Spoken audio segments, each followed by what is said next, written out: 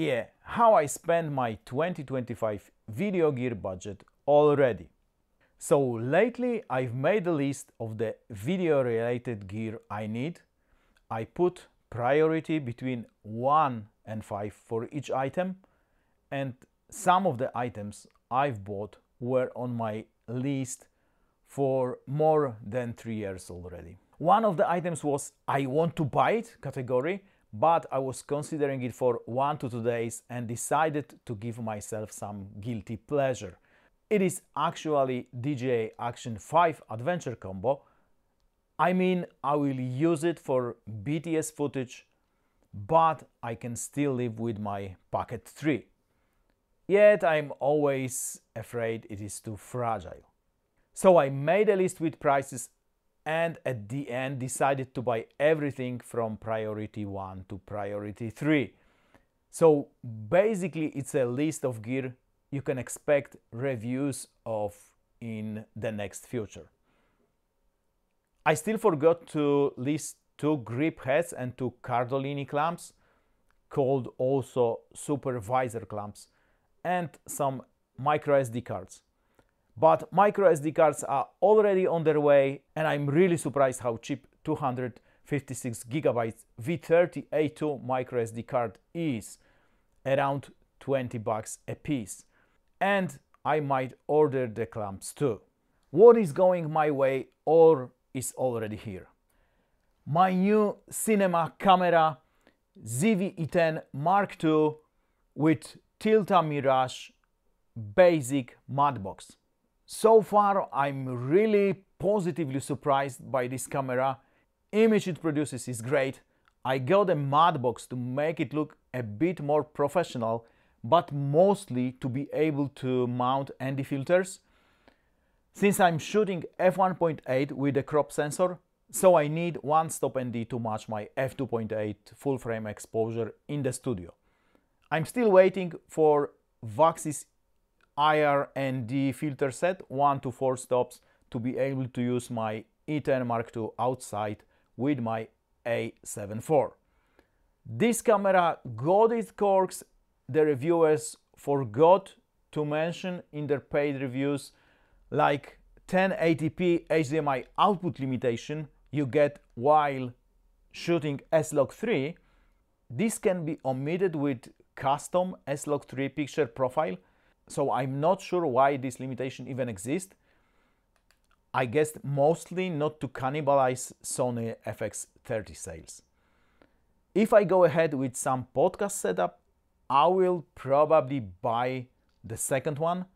The only con of this camera so far is one SD card slot. I also got Pergear CF-Express Type A card, since one of my Kingston V90 moved to ZV-E10 Mark II. This card is currently in my camera and so far I have really positive feelings about it. It is 25% cheaper than my current V90 SD cards with included card reader, and it is almost 3 times faster offloading the footage. Also, you cannot fill A7 IV buffer with raw photos while shooting 10 photos per second in serial mode. The buffer dumps so quickly onto this card. Top-down TC005 thermal camera. I bought it mostly to inspect my PV installation, but it will be also very useful for gear reviews.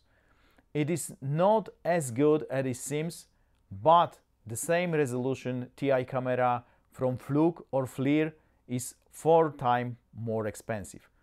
So I have to live with this one. 4x4 floppy. It is double-sided, the cheapest floppy I could locally find.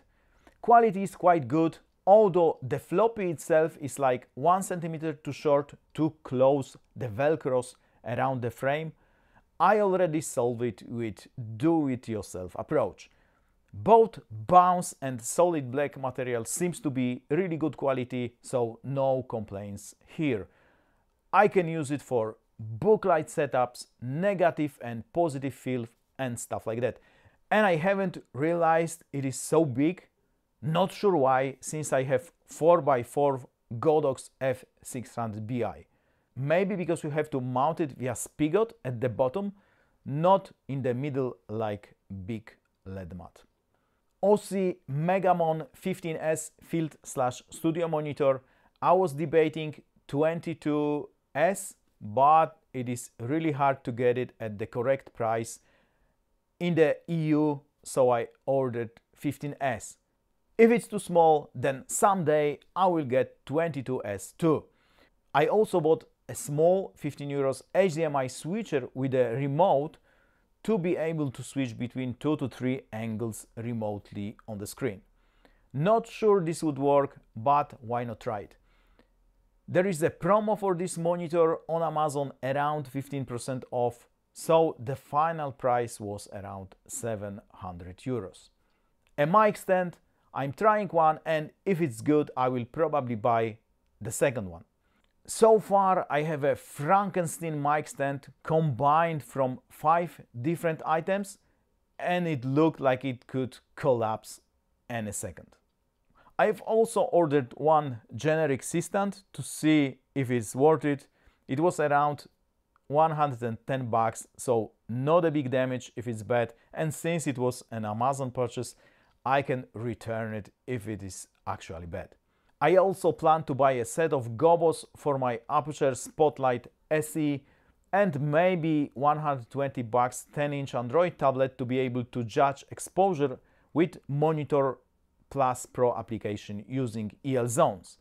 Monitor Plus Pro works remotely with Sony cameras via Wi-Fi and has EL Zones built in. It also has the ability to display LUTs in the real time, but since it will be cheap 120 bucks tablet, the monitor quality will probably be not so great, so I wouldn't judge the colors based on it.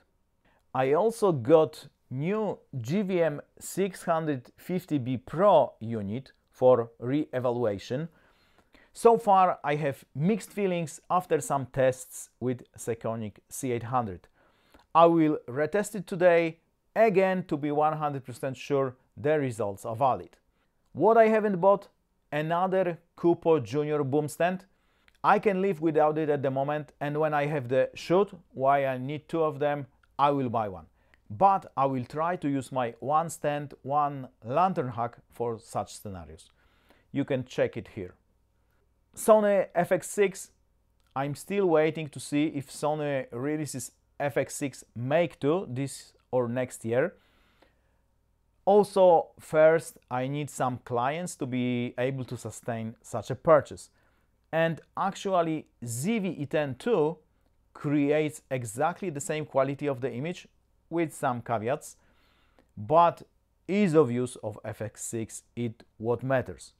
Variable ND, XLR inputs, camera controls, big battery, etc. I haven't also bought Aperture 1200X or any 1200 watt light. I will probably rent it for next 6 to 12 months when I need it. I can get Forza 1200B for 60 bucks a day. The small problem is I will also need some modifiers for it since it's a NLM mount, but what you can do. Roadcaster video, I do not need it currently, but when I need an HDMI switcher, I will consider this one or YOLObox Ultra. Lightbridge CRLS or Godox Lightflow reflectors. They are very nice products, but both systems are too expensive for me right now. A grip van. Actually, a big van car is my dream car. I do not care about Lambos or Ferraris. I consider the car just a tool, so the more useful it is, the better it is. Let me know in the comments what you think. Maybe I missed something. And if anything inspires you for spending frenzy, the affiliate links are in the description below already. That's it, and cheers, mate!